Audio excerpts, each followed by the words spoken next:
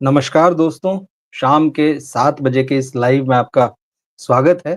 और आज इसमें जो हम बात करने जा रहे हैं, जैसे कि आप इस टॉपिक देख ही रहे हैं कि अब क्यों हाथ जोड़ने लगा बॉलीवुड। तो हम इस पर बात करेंगे और मैं आपको बताऊँगा कि वो कौन-सी बातें हो रही है, वो किस तरह से कौन-कौन से सितारे जो हैं वो अब सामने आकर ये बता रहे हैं, दर्शकों के हाथ जोड़ रहे हैं कि भाई हमारी फ़िल्म देखने आओ, हमारी फ़िल्म कैसी लगी, हमारी फ़िल्म को पायरेसी में मत देखो।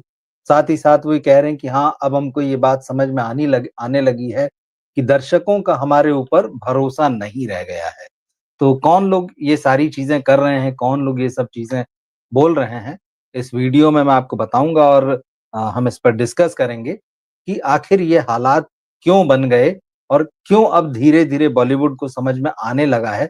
लेकिन जब वो ये बातें कह रहा है, जब वो एक बार फिर से दर्शकों को रिझाने की कोशिश कर रहा है, तो क्या वाक़ई उसके अंदर ये एहसास है कि उसने जो कुछ किया गलत किया या फिर अब भी वो एक अपनी उसमें ऐंठ में है और वो कह रहा है और उसको भरोसा लग रहा है कि नहीं कुछ भी हो जाए दर्शक तो आएँगे ही। तो ये सारी चीज़ें हम इस पर बात करेंगे। तो अब साथी हमारे साथ जुड़ने लगे हैं।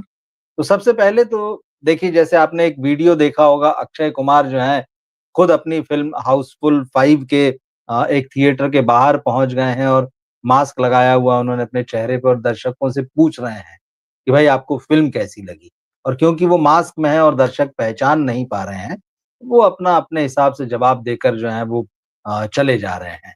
तो ये स्थिति आ गई है कि जो खुद को सुपरस्टार कहते हैं, उनको थिएटर में जाके लोगों से पूछना पड़ रहा है। अभी तक तो ये होता था कि आप फ़िल्म चल रही है या फ़िल्म का शो खत्म हो गया है, आप अंदर पहुँच गए हैं, आपने वेव किया, चीयर किया, दर्शकों के साथ थोड़ी बहुत बातचीत कर ली, वो सारी चीज़ें होती थी। लेकिन अब आपको खुद जाकर जो है पूछना पड़ रहा है फिर और उसके वीडियो जो है वो सोशल मीडिया में और मीडिया में डालने पड़ रहे हैं कि देखिए, हमने जाकर खुद जो है रिव्यू नहीं लिया। वो रिव्यू नहीं लिया, दरअसल आपके भीतर एक चीज़ है कि जाएँ और देखें, घबराहट जो है वो इतनी बढ़ चुकी है। कोई ऐसा गिमिक किया जाए जिसके बहाने से जो है हमारी चर्चा हो, हमारी फ़िल्म की चर्चा हो और बहुत सारे दर्शक ये थोड़ा कयास और उम्मीद भी लगाते हैं कि शायद जैसा यहाँ पर हुआ है, एक थिएटर में अक्षय और टीम पहुँची है तो कुछ दूसरे लोग भी आ सकते हैं। ये एक थोड़ा-सा रहता है कई बार लोगों को। तो पहली चीज़ तो ये है कि भाई आप हमारी फ़िल्म देखने आइए, किसी भी तरह से आइए। लेकिन आज 2 खबरें बड़ी इम्पोर्टेंट आ रही हैं जिसके बारे में मैं यहाँ पर बात करना चाहता हूँ। पहला आमिर खान, जैसे कि आप जानते हैं कि आमिर खान की फ़िल्म सितारे ज़मीन पर 20 जून को थिएटर में आने वाली है और अब इसका प्रमोशन जो है वो एक तरीके से फुल फ़ॉर्म में है। आमिर जो हैं अब दबाकर इसका प्रमोशन करने लगे हैं, इंटरव्यू दे रहे हैं, मीडिया को बुलाकर बात कर रहे हैं, खबरें डाल रहे हैं। उन्होंने एक खबर कल डाली कि भाई उनकी 90 इयर्स की जो मदर हैं, वो इस फ़िल्म में सितारे ज़मीन पर में दिखाई देंगी। उनकी बहन जो है वो इस फ़िल्म में नज़र आने वाली हैं। तो ये थोड़ा-सा लोगों में क्यूरियोसिटी पैदा करने के लिए 10 स्पेशली एबल्ड आर्टिस्ट जो हैं वो इस फ़िल्म में नज़र आएँगे आमिर खान के साथ में। इस फ़िल्म को लेकर वो एक डॉक्यूमेंट्री उन्होंने बनाई है तो फ़िल्म की रिलीज़ के बाद आएगी। इस तरह की बहुत सारी चीज़ें जो हैं वो चल रही हैं। अब जो एक बात उन्होंने बहुत इम्पोर्टेंट कही है जैसे कि आप मतलब अब ये है कि वो ये आपको पता होगा कि यूट्यूब पर वो इस फ़िल्म को लाने जा रहे हैं। उन्होंने कहा कि भाई मैं किसी ओटीटी प्लेटफ़ॉर्म पर जो है अपनी फ़िल्म को लेकर नहीं आऊँगा, ये सारी चीज़। लेकिन उन्होंने एक बहुत इम्पोर्टेंट बात कही है और अपने फैन्स से कहा है कि भाई आप मेरी फ़िल्म को थिएटर में आकर देखिएगा, इस फ़िल्म की पायरेसी मत देखिएगा। मतलब इस फ़िल्म का पायरेटेड वर्ज़न जो है मार्केट में अगर आ जाए, तो आप उसको अवॉइड कीजिएगा, आप उसको मत देखिएगा। तो उन्होंने ये बात अपने फैन्स से कही है और साथ ही उन्होंने थोड़ा समझाते हुए भी कहा है कि when you watch a pirated version of a film, you are unknowingly causing a lot of harm. ये बात सही है कि पायरेसी की वजह से फ़िल्म इंडस्ट्री को, बॉलीवुड को करोड़ों का नुकसान जो है वो हर साल उठाना पड़ता है। ये बिल्कुल सच्चाई है। लेकिन एक दूसरी सच्चाई ये भी है कि थिएटर्स के टिकट इतने महँगे हो गए हैं और फ़िल्में उतनी अच्छी कंपैरेटिवली नहीं बन रही है, तो बहुत सारे लोगों का ये लॉजिक होता है कि भाई खराब फ़िल्म को हम थिएटर में देखने क्यों जाएँ? या फिर आप थिएटर मालिकों से ये क्यों नहीं कहते हैं या आप खुद जब प्रोड्यूसर हैं, तो अपनी फ़िल्म के टिकट के रेट्स क्यों नहीं कम करते हैं? आमिर खान कह रहे हैं कि भाई पायरेसी मत देखना। बिल्कुल, मैं इस बात से जो है 100% सहमत हूँ कि पायरेसी में फ़िल्में नहीं देखी जानी चाहिए, किसी की भी, आमिर खान हो या कोई भी खान हो, कोई भी कुमार हो, कोई भी कपूर हो, कोई भी फ़िल्म, चाहे वो बॉलीवुड की हो, किसी और भाषा की हो, आप उसको प्रॉपर वे में थिएटर में देखिए या फिर ऑफ़िशियली जब वो ओटीटी पर रिलीज़ होती है या कहीं और रिलीज़ होती है किसी प्लेटफ़ॉर्म पर, उसको उसी तरीके से देखना चाहिए। लेकिन पायरेसी का एक अलग तरह का मार्केट है, उसकी एक अलग इकोनॉमी है और बहुत कोशिशों के बावजूद सरकार भी इसको अभी तक नहीं रोक पाई है। फ़िल्म इंडस्ट्री बार-बार सरकार से रिक्वेस्ट करती है, कई बार वो अपनी तरह से भी कोशिश करती है, जैसे आमिर खान ने भी कहा है कि भाई हम इस फ़िल्म की पायरेसी रोकने के लिए जो है वो कड़े कदम उठा रहे हैं। तो जो आमिर उठाएँगे वो उठाएँगे, उनके साथ बाकी जो टीम है। लेकिन उन्होंने दर्शकों को ये समझाने की कोशिश की कि जब आप अनजाने में ही पायरेसी को देखते हैं, तो आप बहुत ज़्यादा नुकसान पहुँचाते हैं और आपको इस बात का एहसास नहीं होता है कि आपके पायरेसी वर्ज़न देखने की वज़ह से कितने सारे लोग जो हैं, इससे अफ़ेक्ट हो रहे हैं। अब उन्होंने एक लॉजिक दिया कि भाई क्या आप जब टीवी देखते हैं, अपने घर में टीवी देखते हैं, तो क्या आप किसी के घर से उस टीवी को चुरा के लाए हैं? बिल्कुल नहीं। उस टीवी को खरीदा गया है, परिवार साथ में बैठकर टीवी देखता है। हर शाम फैमिली में बहुत सारी फैमिलीज़ आज भी हैं जो मिल-जुल कर जो है शाम को या रात को बैठती हैं, कुछ घंटे साथ में बिताती हैं टीवी के सामने। और टीवी तो अब वो दौर चला गया मतलब दूरदर्शन वाला जो दौर था, अब तो बहुत ही मॉडर्न हो चुकी सारी चीज़ें और टीवी बहुत खूबसूरत हो चुके हैं और कई जगहों पर तो वो सिनेमा के पर्दे की जगह ले रहे हैं। इस तरह से टीवी आ चुके हैं। तो आमिर कह रहे हैं कि जब आप चोरी के टीवी पर कार्यक्रम नहीं देखते हैं, फ़िल्में नहीं देखते हैं, तो आप उस पर पायरेटेड मूवी क्यों देखते हैं? बिल्कुल सही बात है। लेकिन जैसे मैंने कहा कि एक दूसरा लॉजिक भी है, कि भई आप फ़िल्में तो इतनी अच्छी बनाई हैं कि हम उनको देखने के लिए थिएटर में आएँ।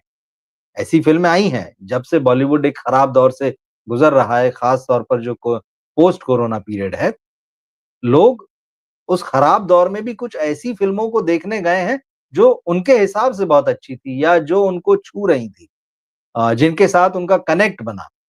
तो ऐसी फ़िल्में आप बनाइए। अब आमिर खान ने सितारे ज़मीन पर कैसी बनाई है, ये तो जब ये रिलीज़ होगी 20 तारीख को हमको तभी पता चलेगा और हम देखेंगे और उसका रिव्यू भी करेंगे।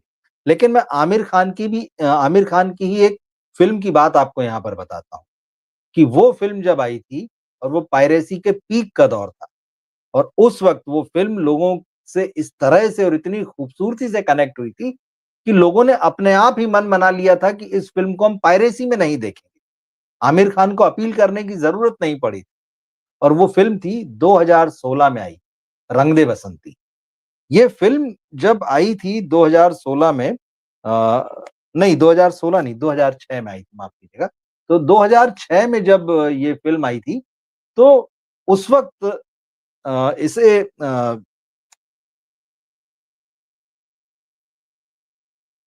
राकेश ओम प्रकाश मेहरा इन्होंने डायरेक्ट किया था और ये यूथ की फ़िल्म थी और इसमें करप्शन के खिलाफ जो है यूथ की लड़ाई थी और भगत सिंह, राजगुरु, सुखदेव इनकी कहानी को एक तरीके से पोस्ट मॉडर्न ढंग से जो है मेकर ने मिक्स किया था आज के यूथ की कहानियों के साथ में और किस तरह से वो स्टेज प्ले करते-करते जो वो सारी भावनाएँ इन क्रांतिकारियों के इनके भीतर आती है और एक सौदे को यहाँ पर लाया गया था और उस डील के अगेंस्ट में, उस करप्शन के अगेंस्ट में किस तरह से लोग खड़े होते हैं, वो खैर फ़िल्म का मामला अलग है।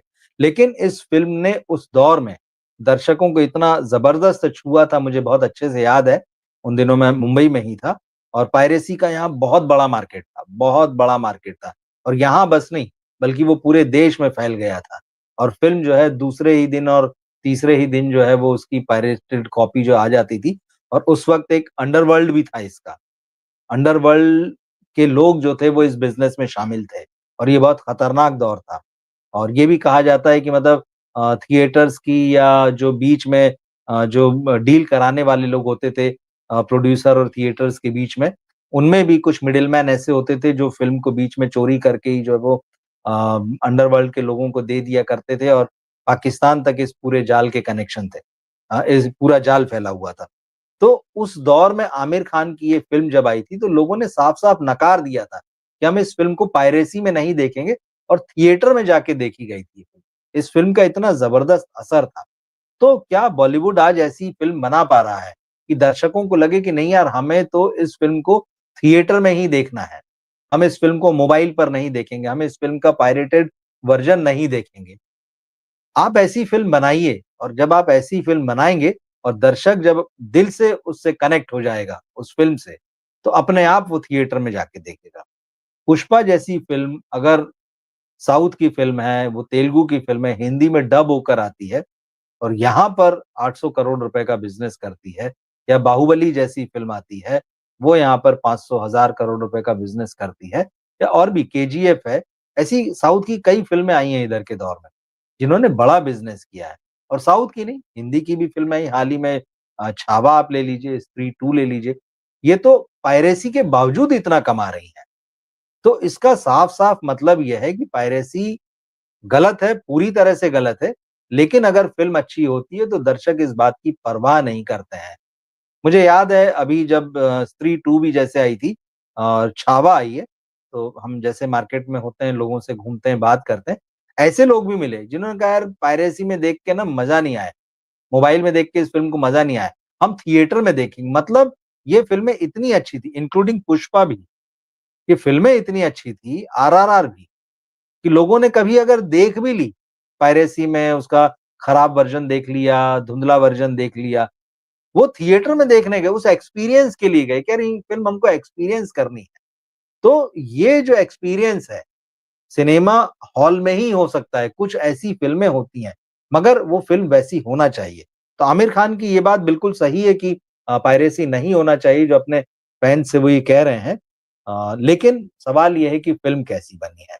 और एक और बात है, आमिर खान यहाँ जैसे बोल चुके हैं मतलब कि भई ये फ़िल्म जो है हम थिएटर के बाद में जो है किसी ओटीटी पर रिलीज़ नहीं करेंगे। इस फ़िल्म को हम सीधे यूट्यूब पर लेकर आएँगे।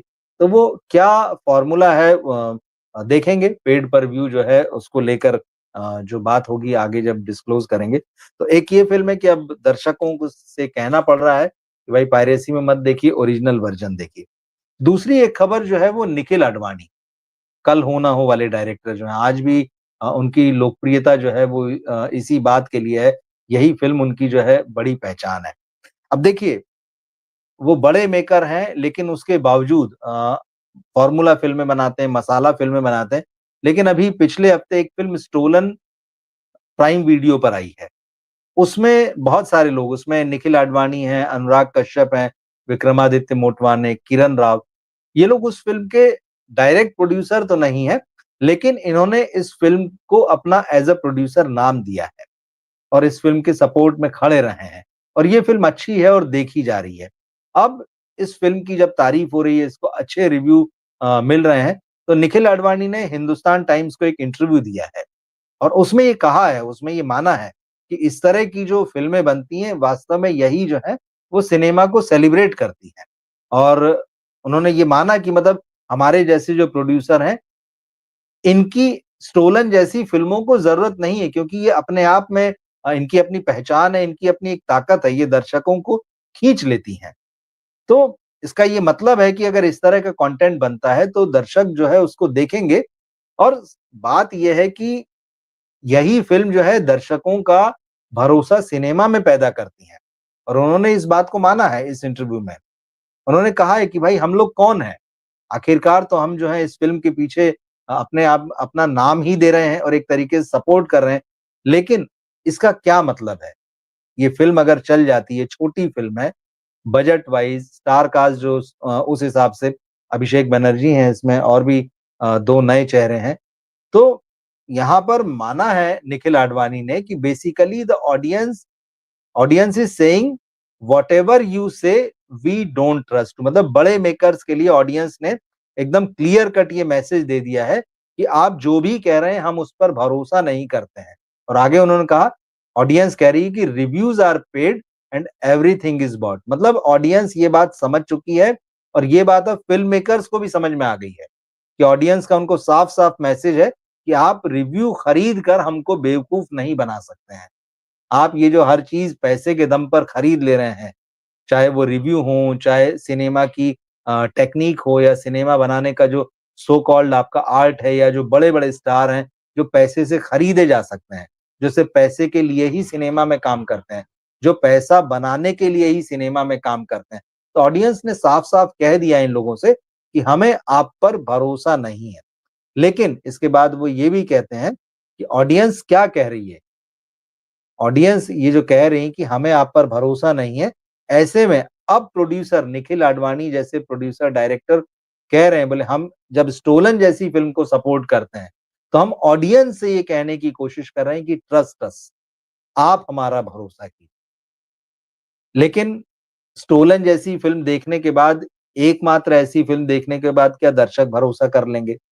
लेकिन दूसरी तरफ आमिर खान भी हैं। उन्होंने जब लापता लेडीज़ जैसी फ़िल्म बनाई, वो अलग तरह का सिनेमा बनाते रहे हैं, एज़ अ प्रोड्यूसर भी अलग तरह की फ़िल्मों में काम करते रहे, हालाँकि उन्होंने कुछ एक्सपेरिमेंट किए हैं। जब वो लापता लेडीज़ बनाते हैं और वो कहते हैं कि अगर ये फ़िल्म ओटीटी पर नहीं आई होती तो थिएटर में इसको और प्यार मिला होता, ये और चली होती। तो आमिर खान भी कहीं न कहीं ये कह कि दर्शक चाहते हैं कि उन पर भरोसा दर्शकों के इंटेलिजेंस पर भरोसा किया जाए और बदले में जब आप ऐसी फ़िल्म बनाएँगे, तो आप हम पर भी भरोसा करें। मतलब प्रोड्यूसर भी ये चाहता है कि दर्शक हम पर भरोसा करें। इसीलिए वो आमिर खान जो हैं, लापता लेडीज़ जैसी फ़िल्म बनाते हैं।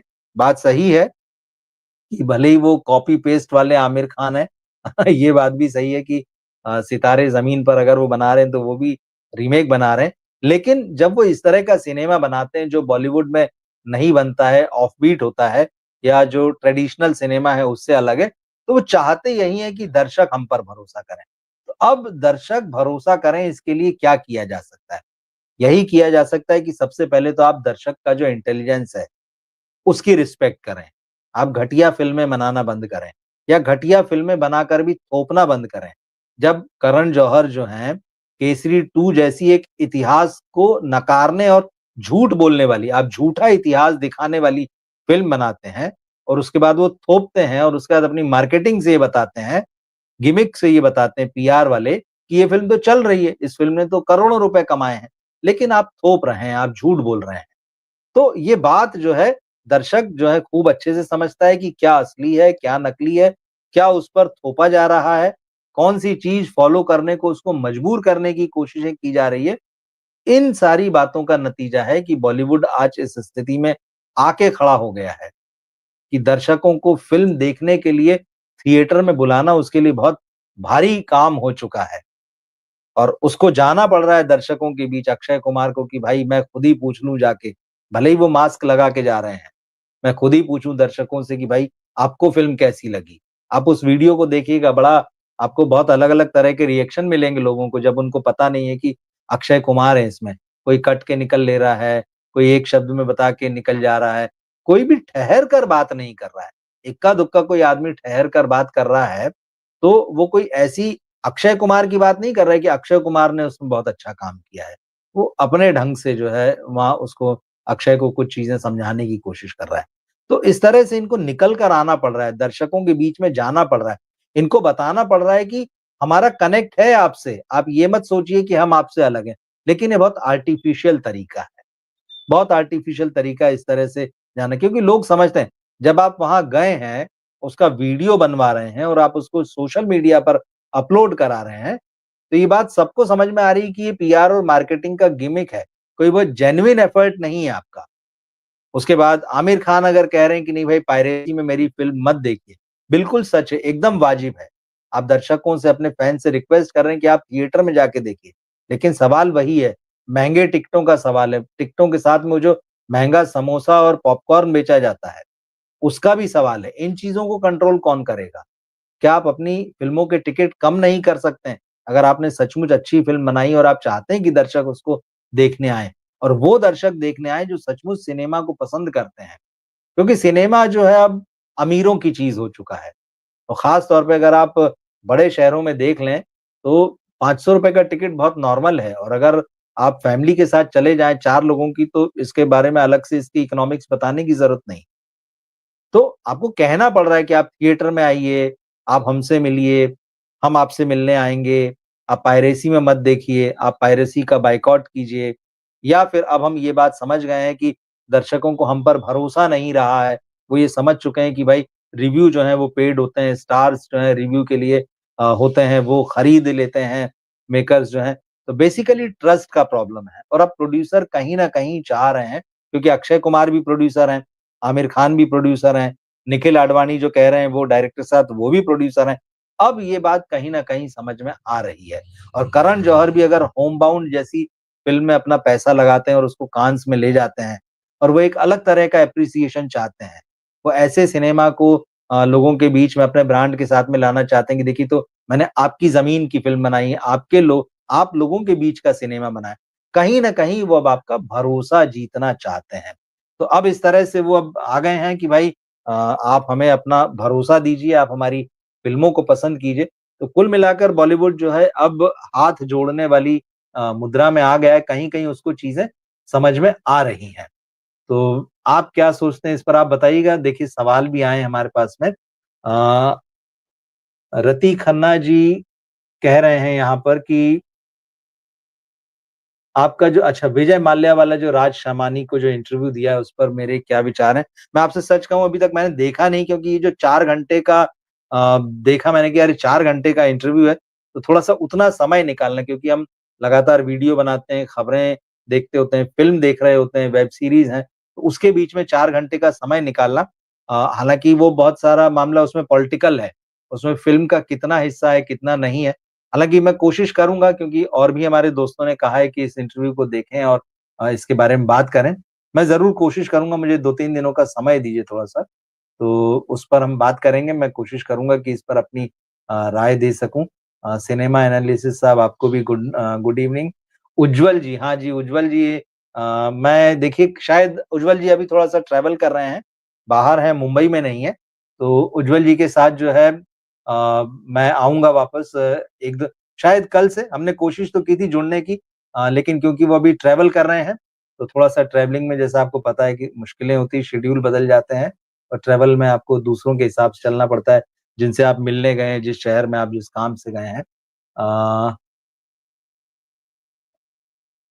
आप लिख रहे हैं कि हाउसफुल 5 देखने से पहले अ, आप चैनल के यूज़र का मज़ा खराब कर दिया था, किलर स्पॉइलर देके। अच्छा आप स्पॉइलर दिया था मैंने। लेकिन मैंने एक चीज़ बताई थी, सिर्फ़ ये बताया था कि दोनों फ़िल्मों में कौन कॉमन है। एक तो तब भी मैंने नहीं बताया था कि ए में कौन है और बी में कौन है। जबकि वो चीज़ आ चुकी थी, ऐसा नहीं कि मैंने अकेले स्पॉइलर दिया था। मैं समझ रहा हूँ, मुझे हालाँकि मेरे मन में ये था कि ना दूँ लेकिन क्योंकि कोई जो चीज़ कॉमन है उसको बता देने में और क्योंकि वो सारी चीज़ आ ही चुकी थी कि किसमें कौन है और कौन नहीं है। तो इसलिए मैंने बताया था। तो चलिए आपका मज़ा खराब हुआ उसमें, आपसे माफ़ी चाहता हूँ कि आपका मज़ा खराब हुआ लेकिन दूसरा तो तब भी बना हुआ था कि कौन जो है उसका दूसरा किलर है।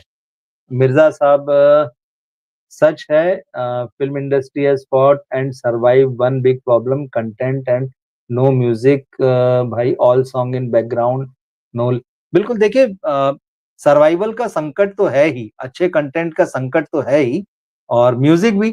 आप देखिए रीमिक्स ने जो है पूरा म्यूज़िक खत्म कर दिया है। आज म्यूज़िक डेड है, आप कैसे कह स मतलब इक्का-दुक्का कोई गाने आते हैं, चल जाते हैं और वो भी ऐसे नहीं होते, आप थिएटर से बाहर निकलिए भूल जाते हैं। आप यूट्यूब पर नया गाना लॉन्च होता है, आप उसको सुनिए और सुनने के बाद आप बंद कर दीजिए। 2 मिनट बाद कोई पूछे कौन-सा गाना था, आपको याद नहीं होता है। तो ये चीज़ है और एक सिंपल आदमी कह रहे हैं कि भाई क्या ज्ञान दे रहे हैं, तो भाई मैं ज्ञान नहीं दे रहा हूँ। मैं बातें कर रहा हूँ मैं उम्मीद करता हूँ कि आपको मेरी बातें समझ में आई क्योंकि मैं तो फ़िल्म की बात कर रहा हूँ और फ़िल्म जो है वो मुझे लगता है वो मेरा सब्जेक्ट है, मैं उसी पर जो है काम करता हूँ। आप अगर जुड़े रहते हैं बहुत अच्छी बात है और मैं चाहूँगा आप जुड़े रहें। अगर आप फ़िल्म प्रेमी हैं तो ज़रूर यहाँ रहिए। अ, एक और हैं पूनम जी लिख रही हैं यहाँ पर पूनम जी लिख रही हैं, इनके गुनाहों का फल मिल रहा है इन्हें। हाँ, बात तो सही है, कितने लोगों की ज़िंदगी बॉलीवुड वालों ने बर्बाद कर दी। बिल्कुल सही कह रही हैं पूनम जी आप, बॉलीवुड जो है अपनी रिस्पॉन्सिबिलिटी जो है लंबे समय से भूल गया है। ख़ास तौर पे ये जो 90s के बाद का दौर आया है जिसमें सिनेमा मतलब पैसा बनाना हो गया है। सिनेमा एक पूरी तरह से आप अपने आप को एक ब्रांड के रूप में एस्टेब्लिश कीजिए, कुछ मेहनत करके, कुछ मार्केटिंग से, कुछ पीआर से और उसके बाद विज्ञापनों में काम कीजिए, फिर उसके बाद बाकी जो इवेंट्स हैं, हर चीज़ को सिनेमा के इवेंट में बदलिए या इवेंट में जाने का, नाचने-गाने का पैसा लीजिए। वो जो एक दौर शुरू हुआ था, वो अब एक बहुत ही खराब सोशल मीडिया में पोस्ट करने तक का ये लोग किसी प्रोडक्ट का जब एंडोर्स करते हैं, तो एक-एक पोस्ट करने के लिए लाखों लाख रुपए ले लेते हैं। और कुल मिला के अब सिनेमा जो है इनके लिए सिर्फ़ मनी मेकिंग का टूल रह गया। तो ये बिल्कुल सही कहा कि और फिर उसके बाद यही लोग जो हैं गुटखा बेचते हैं। उसकी जो जिस तरह के विज्ञापन आते हैं अ, गुटखे का जो ब्रांड होता है उसकी आड़ में ये इलायची बेच रहे होते हैं। तो ये सारी चीज़ें हैं। बहुत सारे ड्रिंक्स भी ऐसे होते हैं जो यहाँ कुछ दिखाए जाते हैं और असली मकसद जो है उनका कुछ और है। विजय माल्या साहब की चर्चा चली थी अब किंगफिशर एयरलाइन बना दी, लेकिन कौन जानता है कि किंगफिशर एयरलाइन वो बंद भी हो गई। और किंगफिशर जो है एक तो अलग ही ब्रांड है और आज भी बिक रहा है। तो वो किसी चीज़ की आड़ में कुछ करना और बहुत सारी कैलेंडर गर्ल्स वहाँ से आई हैं। बहुत सारे लोगों ने किंगफिशर को प्रमोट किया है। बिल्कुल सही है। एक रिस्पॉन्सिबिलिटी जो होती है सोसाइटी को लेकर वो आपको बॉलीवुड में जो है वो कहीं नहीं दिखाई देती, चाहे वो बड़े स्टार हों, चाहे छोटे स्टार हों। बल्कि साउथ से ज़रूर कभी-कभी इस तरह की खबरें आती हैं कि उनके स्टार्स जो होते हैं, वो इस तरह के डील्स को जो है वो इंडस्ट्री में वहाँ पर मना कर देते हैं। मॉर्निंग स्टार जी लिख रहे हैं, सर क्या अब बॉलीवुड में अच्छी मूवीज़ बनाई जा सकती हैं, 90s से पहले तक 60s, 70s और 50s का? देखिए, फ़िल्में तो अच्छी बनती हैं, ऐसा नहीं कि नहीं बनती हैं, लेकिन अब चलाना मुश्किल हो जाता है उनको। और रीमेक का भी आप लिख रहे हैं कि रीमेक जो है वो अब मुश्किल है। देखिए, मुश्किल किसी भी फ़िल्म का चलना जो है वो आसान नहीं होता है, किसी भी फ़िल्म के लिए सबसे पहले ज़रूरी है कि अच्छी कहानी हो। वो बेसिक चीज़ जो है सिनेमा की राइटिंग जो है वो यहाँ खत्म हो चुकी है और लंबे समय से खत्म हो चुकी है। और पिछले दिनों जिस तरह से आमिर खान ने इस बात पर जोर दिया कि नहीं मैं तो रीमेक ही बनाता रहूँगा, रीमेक को ही मैं ओरिजिनल मानकर काम करता हूँ, कि रीमेक अगर मैं कर रहा हूँ तो मैं अपनी क्रिएटिविटी डाल रहा हूँ। ये जो सिर्फ़ आमिर खान की ज़िद नहीं है, ये कहीं न कहीं एक षड्यंत्र है, ये लोगों के दिमाग में ये बात डालने की कोशिश है कि आप ये रीमेक के खिलाफ जो हो गए हैं वो आप उसी को ओरिजिनल मानिए, मतलब हम ओरिजिनल पे काम नहीं करेंगे। हम जो है साउथ का सिनेमा जो है उसका रीमेक करेंगे, हॉलीवुड का रीमेक करेंगे, यूरोपियन सिनेमा का, कोरियन सिनेमा का रीमेक करेंगे। मतलब हमको एक बना-बनाया माल मिल जाए बस और हम उसी का उल्था-पुल्था करके जो है वो आपके सामने पेश करते रहेंगे और उसमें हम बार-बार आते रहेंगे। हम आएँगे, हमारी अगली जनरेशन आएगी। सिनेमा बेसिकली तो राइटिंग पर ही है। मतलब वो मेहनत करेंगे राइटिंग पर, वो कहानी ढूँढेंगे, वो नए-नए कॉन्सेप्ट ढूँढेंगे और आप उसको जो है रीमेक बना देंगे उसका। अब तो ऑफ़िशियली राइट लेके लेकिन अब वो समय बदल गया है। चलिए अगर आप ऐसा भी करते हैं तो ये आसान नहीं है। अब तो पूरी दुनिया बदल चुकी है। आज से 20 साल पहले या 10 साल पहले भी ये हो सकता था कि लोगों तक उस तरह से सिनेमा पहुँचा नहीं है, इंटरनेशनल सिनेमा नहीं या रीजनल सिनेमा।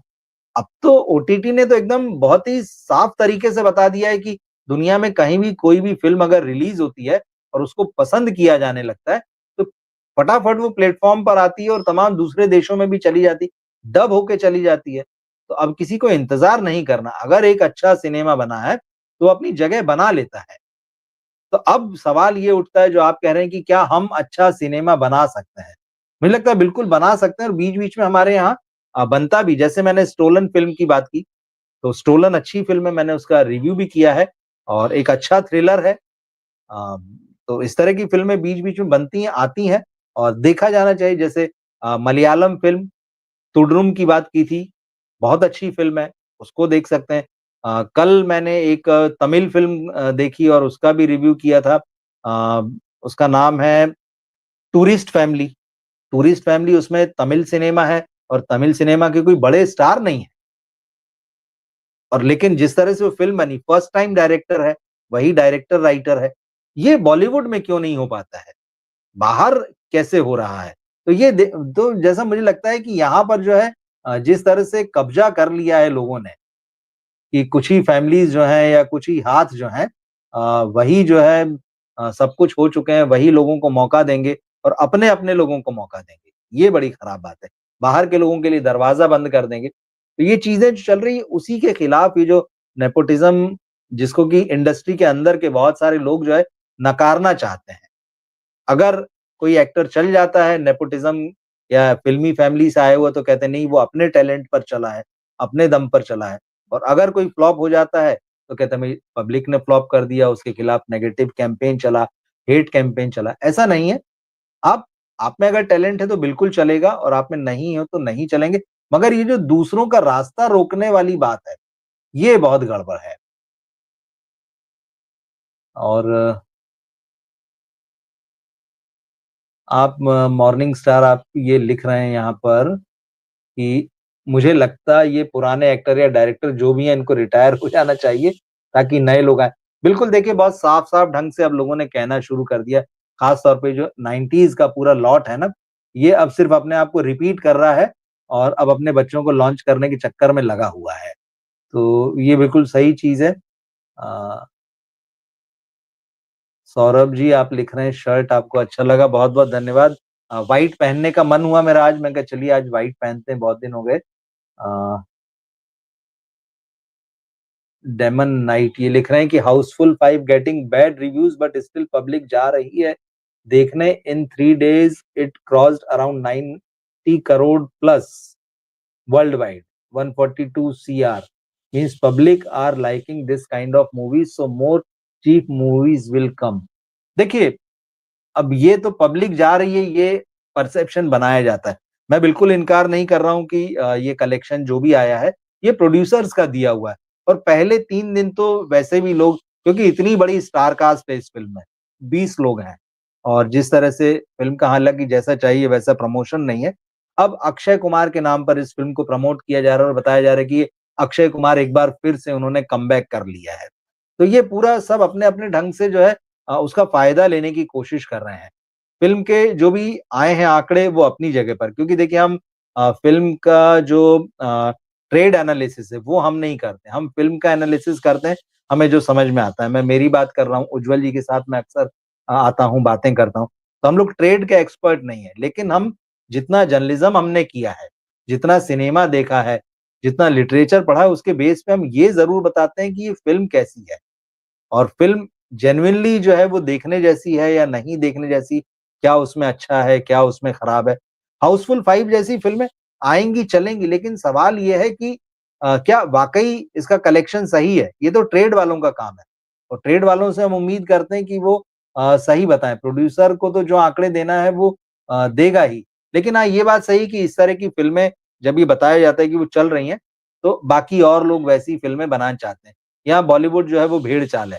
एक बार इस तरह की फ़िल्म बनी तो लोग चाहेंगे ऐसी और फ़िल्में बनेंगी। मुझे लगता है इस फ़िल्म से एक रास्ता खुल सकता है। ऐसी चीप फ़िल्में बनेंगी कि नहीं बनेंगी वो हम आगे देखते हैं। लेकिन ये बात अगर ये फ़िल्म चल जाती है और अगर ये फ़िल्म प्रोड्यूसर को जो बताया जा रहा है बजट उसका सवा 200 करोड़ का और 250 करोड़ रुपए पहले तो पौने 400 करोड़ रुपए बताया जा रहा था।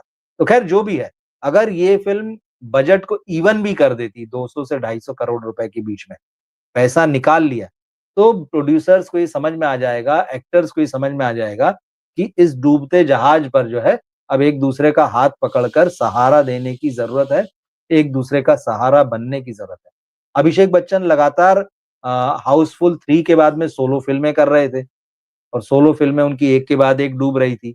लेकिन ये फ़िल्म की, इस फ़िल्म में उनके हिस्से क्रेडिट चला गया और उनको एक इम्पोर्टेंट रोल भी मिला जो 2 किलर्स हैं जैसा कि मैं स्पॉइलर अब पहले दे ही चुका हूँ, आपने कहा है, तो अब 2 में से 1 किलर तो वो हैं।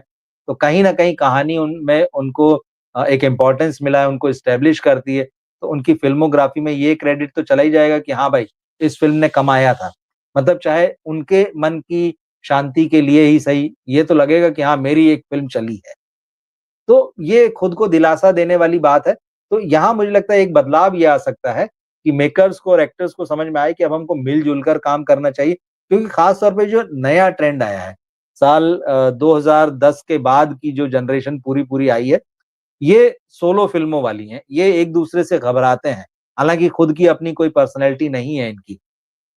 डरते हैं एक-दूसरे से कि ये मुझे तो नहीं खा जाएगा, वो तो उसके साथ काम करूँगा तो मेरा ऑरा तो कम नहीं हो जाएगा।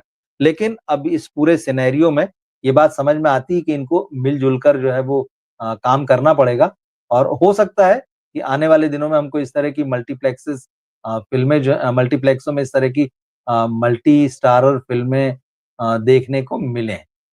अ मॉर्निंग स्टार जी आप कह रहे हैं कि मैं भी फ़िल्म इंडस्ट्री में काम करना चाहता हूँ। तो देखिए इसमें तो अब पहले ये है कि आप कहाँ रहते हैं, कहाँ नहीं रहते हैं, वो सारी चीज़ें हैं। आप क्या करना चाहते हैं फ़िल्म इंडस्ट्री में बहुत सारे काम होते हैं, पर्दे के सामने भी है, पर्दे के पीछे बहुत सारा काम है, टेक्निकल चीज़ें हैं। तो वो है और फिर कितनी क्या गुंजाइश होती है उस पर हम बात कर सकते हैं। अ प्रतीक खन्ना साहब कह रहे हैं कि आपका क्या ओपिनियन है अरुण गोविल के स्टेटमेंट पर कि रामायण के जो एडॉप्टेशन का। अरुण गोविल जी ने कहा कि भाई आज की जनरेशन में कोई भी ऐसा स्टार नहीं है जो रामायण में राम की भूमिका खास तौर पे उनका वही जोर है कि राम की भूमिका निभा सके। बहुत हद तक मैं सहमत हूँ इससे क्योंकि अरुण गोविल की जो इमेज है, जो उस सीरियल से बनी थी और उस इमेज को वो और बल्कि जो दीपिका चिखलिया हैं, वो अपनी उस इमेज को दोनों के दोनों राम और सीता कैरी करते हुए आज तक आए हैं। अब आज की जनरेशन का हमको पता है रणवीर कपूर जो हैं वो अगर रामायण में राम का रोल भगवान राम का रोल प्ले कर रहे हैं, उनकी इमेज से वो कितना मेल खाता है। तो हो सकता है दर्शक उसको एक्सेप्ट भी कर लें, हो सकता है ना भी करें, क्योंकि बहुत सारी कंट्रोवर्सीज़ भी उनके साथ हैं। वो बीफ वाली कंट्रोवर्सी आ गई थी जब वो ब्रह्मास्त्र का प्रमोशन करने के लिए उज्जैन जा रहे थे। तो महाकाल का जो मंदिर है, वहाँ दर्शन करने के लिए तक नहीं जा सके थे, इतना हंगामा और इतना विवाद खड़ा हो गया था। तो फ़िल्म जब आएगी तब हम देखेंगे। लेकिन हाँ, ये बात सही है कि अब थोड़ा-सा मामला जो है लोग बड़े सेंसिटिव हैं और लोग ये देखते हैं कि भई उस एक्टर की इमेज कैसी है। तो अगर आप उस इमेज के साथ चलें, तो बहुत सारे एक्टर्स ऐसे हैं अब जैसे सनी देओल का भी वो भले ही हनुमान जी बने, अब उनका जो फ़िज़ीक है और उनकी इमेज के हिसाब से जाएगा। लेकिन क्या लोग उनको हनुमान मानने लगेंगे? क्योंकि एक दौर था दारा सिंह को लोगों ने हनुमान मानना शुरू कर दिया था और दारा सिंह सिर्फ ये जो सीरियल था रामायण, इसमें बस हनुमान बनकर नहीं आए थे। उन्होंने माइथोलॉजिकल फ़िल्में भी की थी जिसमें वो हनुमान बनकर आते थे। जीवन जैसे एक्टर जो पर्दे पर खलनायक थे लेकिन वो नारद मुनि बनकर आते थे और इतने बढ़िया लगते थे कि लोगों ने उनको उसी रोल में एक्सेप्ट कर लिया था। तो ये एक्सेप्टेंस की बात है कितना हो पाता है और कितना नहीं हो पाता है। अ, मोहित मौर्य जी लिख रहे हैं कि क्या आप जो हैं Marvel super hero, fantastic four और हॉलिवुड रिव्यू देखिए फ़िल्म आएगी उस समय हम देखते हैं कि इसका रिव्यू करेंगे कि नहीं। फ़िल्में देखता तो हूँ लेकिन जिस तरह से बॉलीवुड का सिनेमा है मैं उस तरह से नहीं देख पाता हूँ उन फ़िल्मों को क्योंकि वो कल्चरली, भाषाई स्तर पर बहुत सारे लेवल पर बहुत अलग है। तो उसको डीपली एनालिसिस कर पाना थोड़ा-सा बहुत ईमानदारी से कहूँ तो मुश्किल होता है। और बॉलीवुड राइटर लिरिक्स पर स्मार्ट वर्क कब करेंगे? देखिए, हम कोशिश करेंगे और इस मामले में हमने 1-2 कोशिश की थी, डॉक्टर कुमार गणेश उनके साथ हमने मोहम्मद रफ़ी साहब पे प्रोग्राम किया था, उसके बाद में ए आर रहमान साहब पर एक प्रोग्राम किया था। तो क्योंकि वो एक्सपर्ट हैं और उससे पहले भी मैंने चैनल के शुरुआती दौर में एक आध एक्सपर्ट को लाने की कोशिश की थी। लक्ष्मीकांत प्यारेलाल पर हमने बातचीत की थी, बहुत डीप बातचीत की थी। तो कोशिश की है, लेकिन हाँ, अगर आपकी ऐसी इच्छा है तो हम कोशिश करेंगे समय-समय पर म्यूज़िक पर भी बात करें।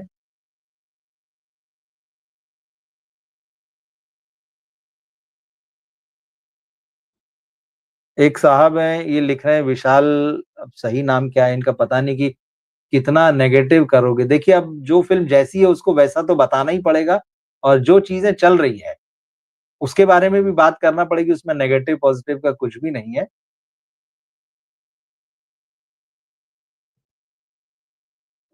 जी हाँ, ये हमारे साथी लिख रहे हैं, शाहरुख खान को लेके ये खबर आ रही है कि मैत्रेयी मूवी मेकर्स जो हैं उन्होंने 300 करोड़ की फीस शाहरुख खान को देकर साइन किया है। देखिए ऑफ़िशियली जो जब तक इस बारे में कुछ नहीं आता है, उस बारे में आप कुछ भी नहीं कह सकते। लेकिन हाँ, इतना ज़रूर है कि अब साउथ की तरफ सारे स्टार्स जा रहे हैं हमारे। आमिर खान भी एक सुपर हीरो फ़िल्म जो है साउथ में करने जा रहे हैं। सलमान खान के बारे में भी आया है और इन सब ने जो है साउथ के डायरेक्टर्स के साथ फ़िल्में की हैं, करना शुरू कर दी हैं। जो एस प्रसन्ना हैं, जो सितारे ज़मीन पर के डायरेक्टर हैं, ये भी साउथ से आए हैं। तो ये तो है कि सबका मामला अब यही कि यार साउथ चलो या फिर साउथ से डायरेक्टर लेकर आओ। तो देखते हैं कैसे चलता है।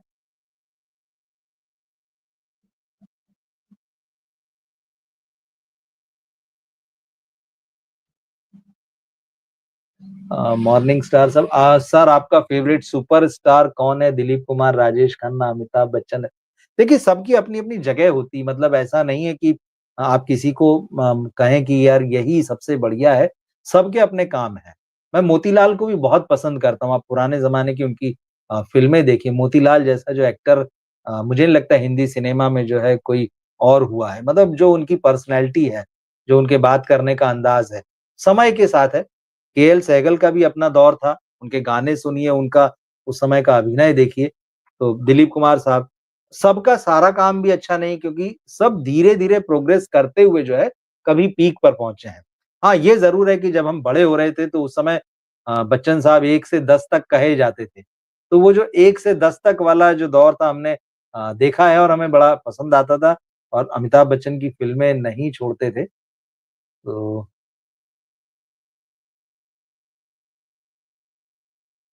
ग्रे वाइट साहब भी हैं और आजकल खराब मूवी क्यों बन रही? 60 प्लस हीरो ही रह गए हैं बॉलीवुड में फ़िल्म।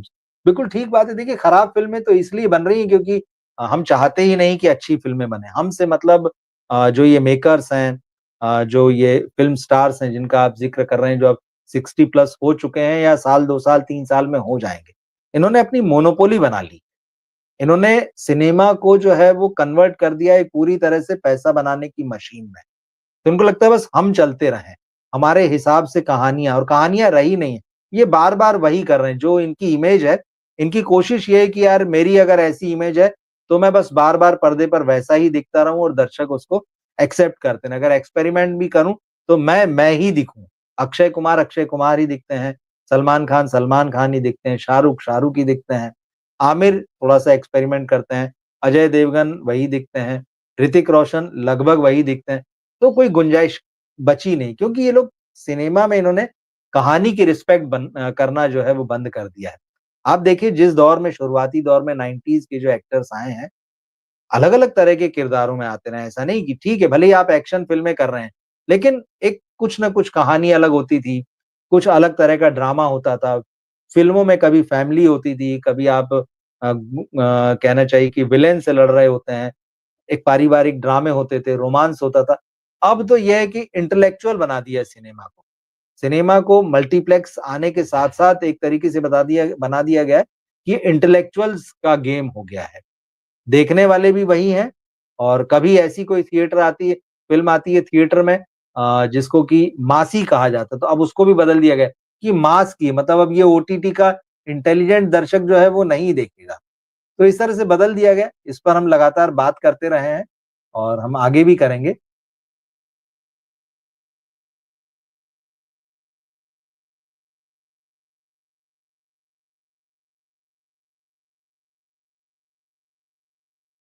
बॉलीवुड में इम्प्रूवमेंट की कोई उम्मीद है? देखिए, ये तो आप ही बताइए आपको क्या लगता है? मुझे नहीं लगता, मैं आपसे सच कहूँ। जिस तरह से इन्होंने बेसिक जैसे कहा कि सिनेमा का राइटिंग है, उसको जिस तरह से साइडलाइन किया हुआ है, जिस तरह से पूरा ज़ोर जो है रीमेक पर है या फिर हम सीक्वल बनाएँगे। या फिर हम फ्रेंचाइज़ी फ़िल्म बनाएँगे। ये जो सारा ज़ोर देख के लग रहा है कि बस यही करते रहें, कुछ नया ना करें। समय बदल चुका है, कहानियाँ बदल चुकी हैं। आप नए समय की कहानियाँ कब लेकर आएँ? इन फ़िल्मों को देखकर लगता ही नहीं कि ये हमारे समय की बात कर रही हैं। आप एक ऑडियंस के रूप में सोचिए कि क्या आपके आस-पास का एनवायरनमेंट इन फ़िल्मों में दिखाई देता है? आपके जैसे या आपके आस-पास जिस तरह के लोग हैं, जिस तरह की अच्छाइयाँ या बुराइयाँ, जिस तरह की खुशी या गम है, क्या वो इन फ़िल्मों में देखने मिलते हैं? हमको साउथ की फ़िल्मों में देखने मिलते हैं। हम उनसे कनेक्ट करते हैं। हमको लगता है जैसे कपड़े हम पहनते हैं, वैसे ही कपड़े इस हीरो ने पहने हुए हैं।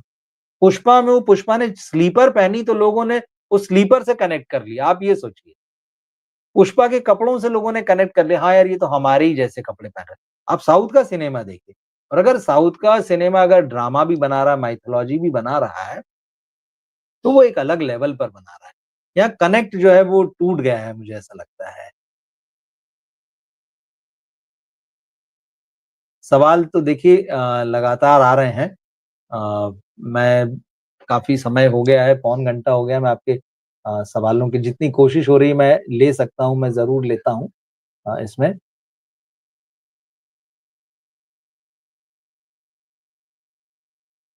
अब जैसे मॉर्निंग स्टार लिख रहे हैं कि मैंने भी परसों गाइड देवानंद की मूवी देखी, कमाल की लगी मुझे। मुझे लगता है कि देखना चाहिए और इन फ़िल्मों को बिल्कुल इस तरह की फ़िल्में ये आपको सिखाती जैसा आपने कहा कि आप सिनेमा से जुड़ना चाहते हैं किसी भी लेवल पे। अब गाइड जैसी फ़िल्म जो है वो क्लासिक है, हर लेवल पे, उसकी राइटिंग के लेवल पे, उसके डायरेक्शन के लेवल पे, उसके म्यूज़िक के लेवल पे, उसके गानों के लेवल पे और अपने समय में वो एक बहुत बोल्ड सब्जेक्ट था, कि एक शादीशुदा महिला जो है वो किसी दूसरे गैर मर्द, गैर पुरुष के प्यार में पड़ रही है, उसके बारे में सोच रही है। वो उस समय के हिसाब से बहुत बड़ा विषय था। तो पाथ ब्रेकिंग फ़िल्म है ये और ऐसी फ़िल्म और जिस तरह से फिर वो देवानंद का जो कैरेक्टर है, एक अलग ही ज़ोन में ले जाती है फ़िल्म आपको। आप सोचिए क्या आज का कोई मेकर ऐसी फ़िल्म बनाने का जोखिम लेगा? या आज का कोई जो ये सो कॉल्ड सुपरस्टार हैं, कोई ऐसा जोखिम लेंगे कि वो रोमांटिक होते जो है, अंत में एक संत जैसी स्थिति में आ जाएँ? मतलब आप कल्पना से परे है ये सारी चीज़ें। ये उस समय भी रिस्क था और ये आज भी रिस्क है। मगर आज जो है वो कोई इसका रिस्क लेने के लिए तैयार नहीं है। जबकि गाइड जो है वो क्लासिक नॉवेल पर बनी हुई फ़िल्म है। तो आज कौन लिटरेचर पढ़ रहा है सिनेमा का आदमी? इनसे पूछिए मैंने कई सितारों के इंटरव्यू किए हैं, उनको पता ही नहीं होता लिटरेचर आज का क्या है? कौन राइटर हैं? घूम फिर के 1-2 लोग कभी आपको अगर प्रेमचंद का नाम ले दें, बस वो प्रेमचंद से आगे ही नहीं बढ़ पाते। हालाँकि इस बीच पंकज त्रिपाठी ऐसे एक्टर आए हैं, मैं आपसे कहूँगा कि वो हिंदी साहित्य में कंटेम्परेरी क्या लिखा जा रहा है, वो पढ़ते हैं, उनकी राइटर से जान-पहचान है, मुलाकात है। कुछ किताबों के फ्लैप भी उन्होंने लिखे हैं, मैंने वो भी देखे हैं। तो ऐसे होना चाहिए भाई, आप उस लिटरेचर से जब तक जुड़ेंगे नहीं, तब तक आप आज के लोगों को कैसे समझेंगे आज की कैसी कहानियाँ लिखी जा रही हैं, क्या बदलाव आ रहा है, वो किस तरह से समझेंगे। गंगा पुत्र आप लिख रहे हैं पार्थो घोष नहीं रहे। जी हाँ, मैं देखिए अभी पौने 8 हो रहा है। हम इसको यहीं समेटते हैं इस लाइव को, इस कार्यक्रम को और आपने अच्छा याद दिलाया। मैं कोशिश करूँगा कि साढ़े 9 10 बजे जो है पार्थो घोष साहब पर लाइव करूँ मैं। उनकी फ़िल्मों के बारे में बात करूँ, उनकी पर्सनैलिटी के बारे में बात करूँ। तो मैं एक बार फिर से कोशिश रहेगी मेरी कि साढ़े 9 10 बजे के आस-पास लाइव आऊँ और आप सभी जुड़े, आप बहुत-बहुत धन्यवाद। मैंने जितने मैक्सिमम सवाल हो सके आप लोगों के लेने की कोशिश की है और कुछ छूट भी गए हैं, पर जो भी मुझे लगा कि हाँ, ये सवाल ले सकता हूँ, मैंने उनको लिया है। मैं कोशिश करूँगा नियमित रूप से लाइव आने की और उज्ज्वल जी के साथ भी मेरे लाइव जो हैं वो जारी रहेंगे। जैसे मैंने कहा वो ट्रैवल कर रहे हैं, तो 1-2 दिनों में जैसे ही वो लौट कर आएँगे वापस या उनका शेड्यूल जो है वो व्यवस्थित हो जाएगा, तो हम मिलेंगे। बाकी आपकी जो भी राय है इस लाइव के बारे में और जो सब्जेक्ट यहाँ जिस पर मैंने बात करना शुरू की थी कि भई अब बॉलीवुड हाथ जोड़ने लगा है।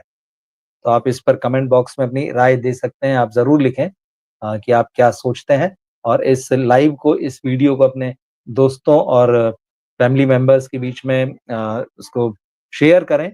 बहुत ज़रूरी है, इससे हौसला भी मिलता है कि हमें देखा जा रहा है, हमें पसंद कर रहे हैं या अपनी राय जो है, हमारी राय के ऊपर आपकी क्या राय है वो आ रही है।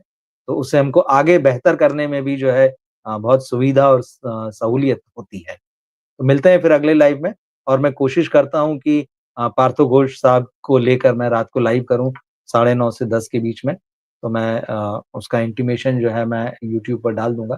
तो मिलते हैं फिर। आपने सुना और आपने इस बातचीत में भी हिस्सा लिया। बहुत-बहुत धन्यवाद आप सभी का। नमस्कार।